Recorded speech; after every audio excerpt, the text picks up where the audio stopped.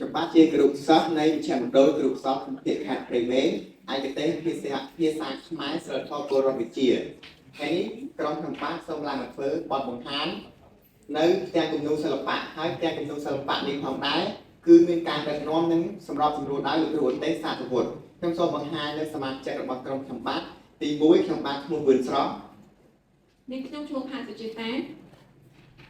នាងខ្ញុំឈ្មោះហេចំណាជាដំបូងខ្ញុំនឹងបកស្រាយពីផ្ទាំងរូបគំនូររបស់ក្រុមខ្ញុំតែនៅពេលដំបូងពេលយើងមើលទៅយើងឃើញក្នុងរូបហ្នឹងមានយុវជនម្នាក់ដែលគាត់កំពុងតែស្ទេកតាហើយនៅក្នុងកតារបស់គាត់ហ្នឹងគឺមានសភៅក្រាស់ៗជាច្រើនក្បាលដែលរូបហ្នឹងគឺតំណាងឲ្យការព្យាយាមនៅក្នុងការស្វែងរកចំណេះដឹងចឹងនៅក្នុងការស្វែងរកចំណេះដឹងមុននឹងទទួលបានចំណេះដឹងយើងត្រូវការអានការស្រាវជ្រាវជាច្រើនតែនៅក្នុងការអានការស្រាវជ្រាវហ្នឹងយើងត្រូវការប្រើប្រាស់ទាំងកម្លាំងកាយនិងកម្លាំងចិត្តហើយមួយទៀតគឺនៅក្នុងរូបនឹងដែរគឺយើងឃើញយុវជនហ្នឹងគឺគាត់បែរឈ្មោះទៅខាងមុខត្រង់ការដែលគាត់បែរឈ្មោះទៅខាងមុខកន្លែងហ្នឹងគឺបង្ហាញអំពីការ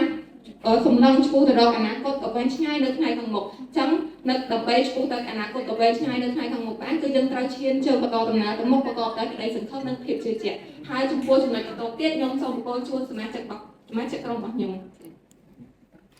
បាទជាបន្តទៅទៀតយុវជនមិនត្រឹមតែមានទូនាទីក្នុងការសិក្សា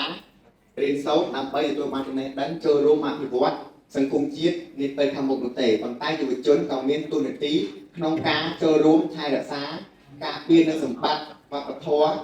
ដែលជាស្នាដៃរបស់បុព្វបុរសខ្មែរពីជំនាន់មុនដែលបានបន្សល់ទុកមកហើយក៏ឲ្យបានសមស្របទៅនឹងសុភាសិតមួយថាវប្បធម៌រលត់ជាតិរលីវប្បធម៌ពនរីជាតិតាំងតាំងចឹងការបកស្រាយរបស់ក្រុមធម្មតាគឺមានតែប៉ុណ្ណឹងសូមអរគុណ